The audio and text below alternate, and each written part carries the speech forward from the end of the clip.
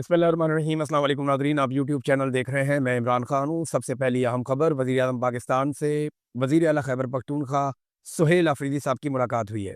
अब ये पाकिस्तान तहरीक-ए-इंसाफ का बड़ा ज़बरदस्त मुकदमा है कि ये हुकूमत जाली है और इनको वोट नहीं पड़े और ये जाली तरीके से इक़्तिदार में आकर बैठे हैं। तो क्या इनके साथ मुलाकात करनी चाहिए? डिबेट बड़े लंबे अरसे से चल रही है, लेकिन क्योंकि इक़्तिदार पे इन्होंने कब्ज़ा किया हुआ है, निज़ाम और सारा बजट इनके पास है, पाकिस्तान के इख्तियारात पे इन्होंने कब्ज़ा किया हुआ और हर हंगामी सूरत हाल में आपको इनके साथ बात करनी पड़ती है। ये जब अली अमीन गंडापुर साहब ने मुलाकातें की थी, मैंने तब भी यही कहा था कि ये उनकी एक मजबूरी है, उनके ओहदे का तकाज़ा है। उन्हें मिलना पड़ेगा, चाहे उन्हें पसंद हो या ना हो। लेकिन उस वक़्त अली अमीन गंडापुर साहब पे बहुत तनकीद हुई। अब सुहेल अफरीदी साहब ने मुलाकात की है और आज भी ये उनके ओहदे का तकाज़ा है। लेकिन हैरत की बात ये है कि पाकिस्तान तहरीक-ए-इंसाफ के सोशल मीडिया ने ख़ास तौर पे बड़ा मुस्बत रद्द-ए-अमल दिया है। तनकीद नहीं हुई सुहेल अफरीदी के ऊपर जैसे अली अमीन गंडापुर के ऊपर हुई थी। उसकी एक वजह जो है वो अली अमीन गंडापुर साहब का अपना ज़ाती तर्ज़ अमल भी था। वो जिस अंदाज़ में मिलते थे, जब पहली उन्होंने मुलाकात की तब इस तरह नहीं हुआ था, लेकिन बाद में जिस तरह वो गले मिलते थे, जफ़ियाँ डालते थे और वो बहुत सारी उनकी वीडियोज़ आ जाती थी और वो बड़े खुश रहते थे। यानी इन लोगों के साथ वो कह-कह लगा रहे, जब ये सारी चीज़ें देखते थे तो फिर सोशल मीडिया को गुस्सा आता था कि इमरान खान को जेल में डाला हुआ है, ये सारा कुछ कर रहे हैं, गंडापुर साहब इनके साथ खुश गप्पियाँ लगा रहे हैं, खुश हो रहे हैं। तो सुहेल अफरीदी ने बड़े कॉन्फिडेंस के साथ मुलाकात की।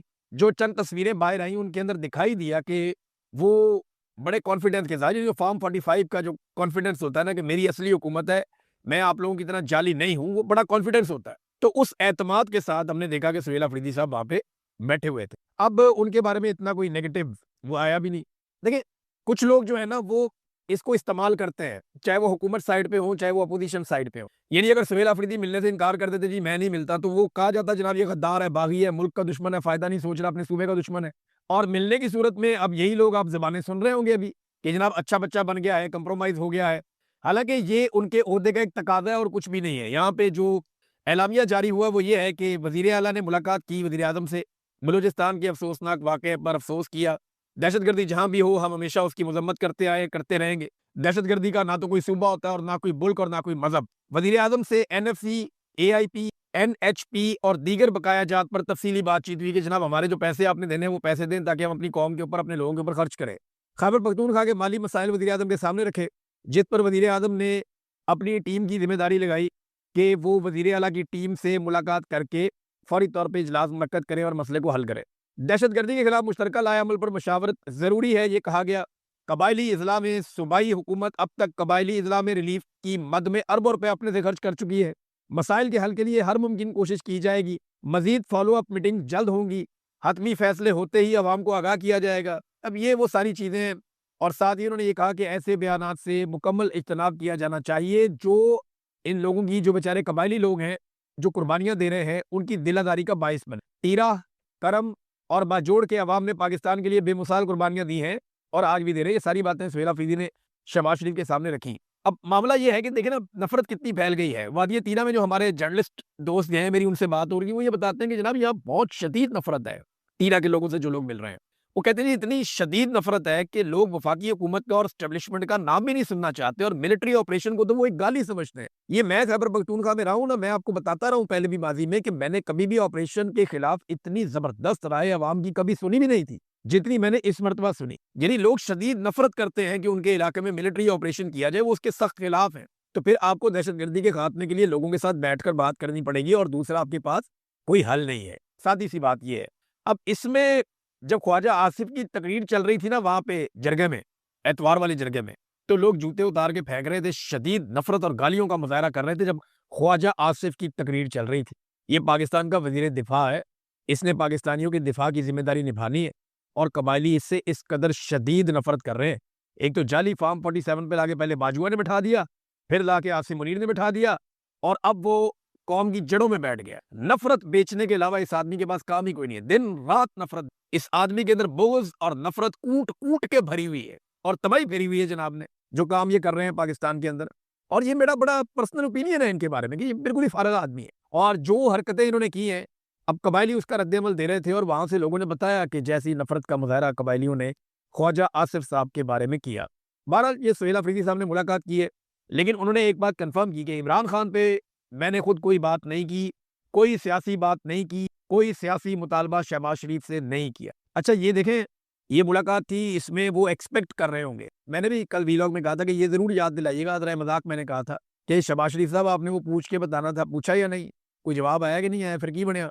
लेकिन ये सुहेल अफरीदी ने बड़े ज़र्फ़ का मुज़ाहरा किया और बड़ी हिम्मत का मुज़ाहरा किया कि ऐसे मौके पर उन्होंने कोई कमज़ोर बात नहीं की। ये बड़ी अच्छी बात है कि आप कमज़ोर बात करें ही ना। मेरी जो उसूल की बात है, इस काम के लिए मैं आया हूँ, वो काम करो, मुझे तुमसे कुछ नहीं चाहिए, मैं खुद ले लूँगा जो लेना होगा। तो पॉलिटिकल जिद्दोजहद अपनी जगह पे, सुहेल अफरीदी ने ये भी कहा कि मेरे ओहदे का तकाज़ा है कि मुझे जाना पड़ा अपने लोगों के लिए, वरना मैं बतौर सियासी कारकुन यहाँ कभी भी नहीं जाता और इन्हें कभी भी नहीं मिलता। अब नाज़रीन, कल फिर अडयाला जेल में मुलाकात का दिन है। पाकिस्तान तहरीक-ए-इंसाफ ने अनाउंसमेंट की है कि लोग 2 बजे वहाँ पे पहुँचे, इमरान खान साहब की बहनों की मुलाकात करवाने की कोशिश की जाए।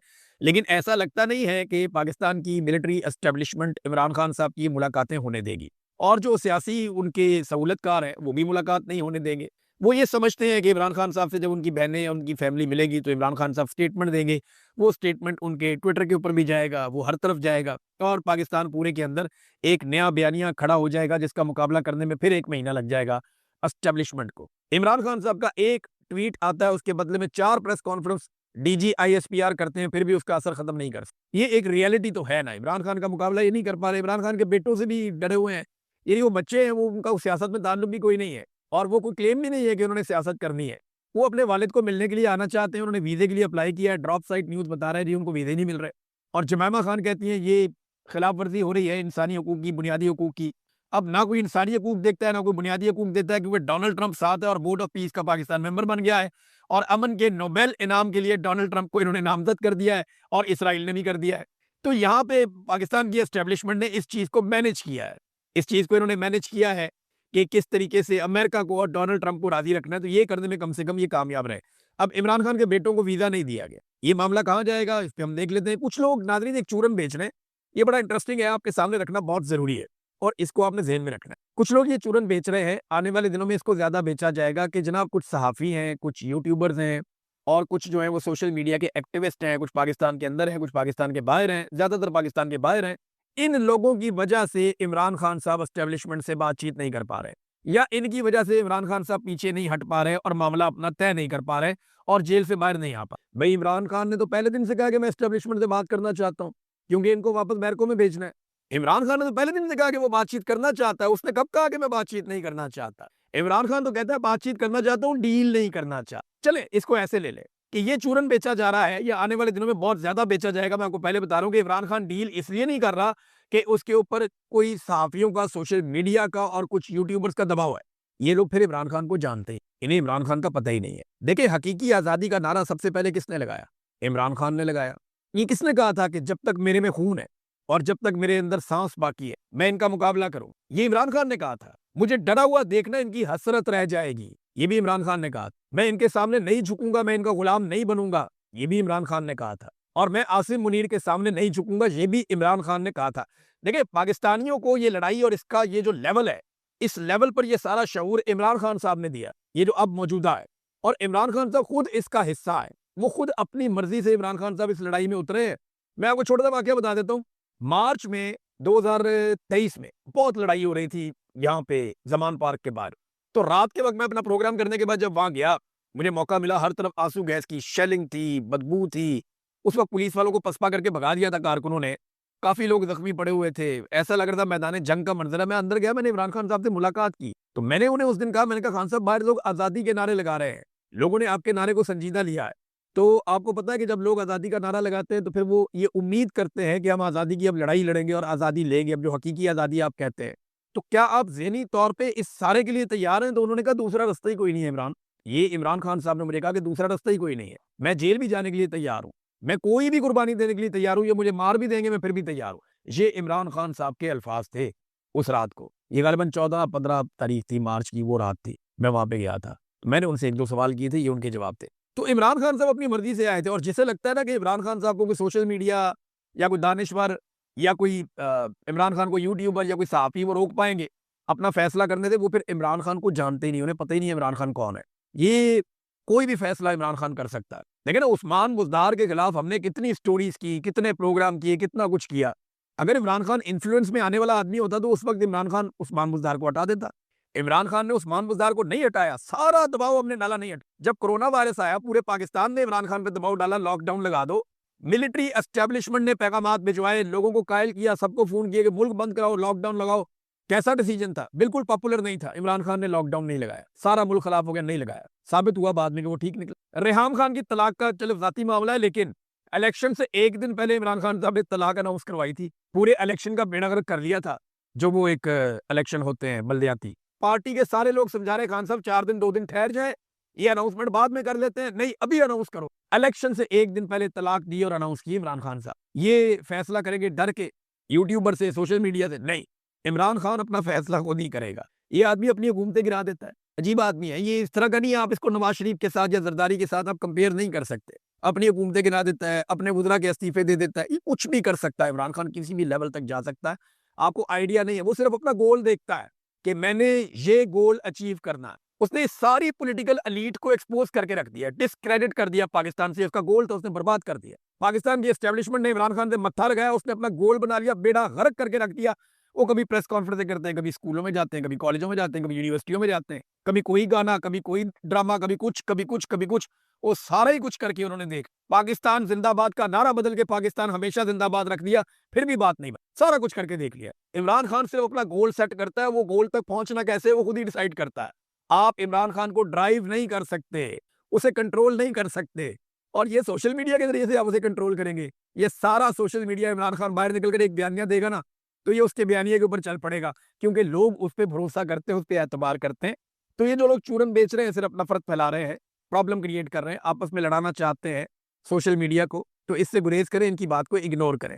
मियां महमूद रशीद साहब, उमर चीमा साहब, यास्मीन राशिद साहिबा, इन्हें 1000 दिन हो गए हैं जेल के अंदर। ये लोग, एजाज चौधरी साहब, ये लोग लंबी जेलें काट रहे हैं, कैदे काट रहे हैं, बड़े तकलीफ देह मनाजिर होते हैं, लेकिन इन्होंने जबर को और फस्तायत को बर्दाश्त किया, इस्तकामत के साथ बर्दाश्त किया। ये लोग हीरे बनते जा रहे हैं, कौम के हीरोज बन रहे हैं, क्योंकि इन लोगों ने पाकिस्तान के लिए मार खाई है और बेगुनाह मार खाई है। इन्होंने ऐसा कुछ किया भी नहीं है। अब नाज़रीन आ जाए, जो लोग करते हैं उनके खिलाफ क्या किया जा रहा है। सारी तवज्जो तो इधर है।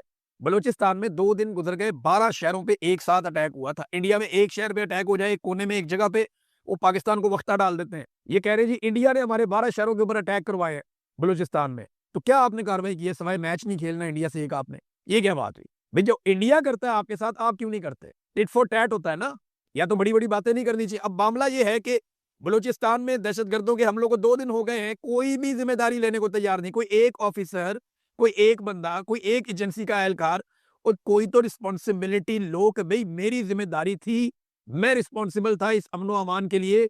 मैं ये समझता हूं कि मुझे और मेरे लोगों को पता नहीं चला, हम नाकाम हो गए मुकम्मल तौर पे, हमारे दुश्मन को कामयाबी मिली है, लिहाजा हम दिल बर्दाश्ता होके रिजाइन दे रहे हैं, जिम्मेदारी कबूल करते हुए।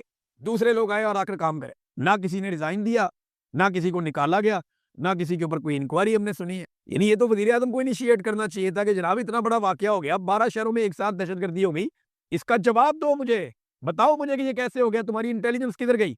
सारी इंटेलिजेंस पाकिस्तान तहरीक इंसाफ पे लगाई हुई है। सुबह से शाम तक लिस्टें पाकिस्तान तहरीक इंसाफ की बनाते हैं, और कोई काम ही नहीं है। आर्मी चीफ ने कहा था कि दहशतगर्द 1500 है, ये 2 महीने पहले की बात। 2 महीने पहले आर्मी चीफ ने कहा तुम 1500 बंदे, तुम दहशतगर्द, तुम चाहते हो तुम सुबह अलग कर दोगे, हम तुम्हें ये मारेंगे। उन्होंने स्टेटमेंट दिया था, बड़ा दबंग स्टेटमेंट दिया था। आर्मी चीफ ने कहा जी 1500 दहशतगर्द। अब 2 महीने के बाद वजीर आला बलूचिस्तान ये बताता है कि दहशतगर्द 5000 है। ये 2 महीने में 1500 से 5000 कैसे हो गए? और जो ग्राउंड रियलिटी है ना, वो पता क्या है, तादाद इससे भी ज्यादा है। जो आजाद सोर्सेज है या जर्नलिस्ट है वहां पे, उनसे आप बात करें, वो ऑफ द रिकॉर्ड बताते हैं यार बहुत बड़ी तादाद है और भर्ती बहुत तेज हो रही है। BLA में, दहशतगर्दों के ग्रोह में, कलदम तंजीमों में बहुत तेजी से लोग जा रहे हैं। वजह, लोग मुतनफर हो रहे हैं। जब मारंग बलूच जैसे लोगों को, जो सियासी आवाज है, जो जमहूरी आवाज है, जो इंसानी हकूक की बात करते हैं, जब आप उन्हें दुश्मन बना के उनको जेलों में बंद करेंगे तो नौजवानों के बाद रास्ता बंद हो गया ना। ये मैं एक स्टेटमेंट सुन रहा था सरफराज बुगटी का, अभी तो ये वजीर आला बन गया ना, तो इसकी जुबान बदल गई है। माजी में सरफराज बुगटी कैसा था और किस तरह की बातें करता था, ये जरा आप सरफराज बुगटी के ही मुंह से सुन लें, तो आपको आइडिया हो जाएगा कि ये लोग कैसे अपने रंग बदल लेते हैं इक़्तिदार में आने के बाद। ये वही सरफराज बुगटी है। जरा इसको अब आप सुने, मैं जरा इसकी ऑडियो खोल दूं ताकि आपको मैं सुना दूं, ये सुने आप। मेरा पॉइंट ऑफ व्यू ये है, आर्गुमेंट ये है कि अगर लोग बंदूक ना उठाएं तो क्या करें? जब इस तरह की सिचुएशन होगी, तो लोगों ने बंदूक ही उठानी है ना, जब लोगों को फैसिलिटीज़ नहीं मिलेंगी। 13 इंजीनियर्स हैं बुट्टी, वो भर्ती नहीं करते हैं।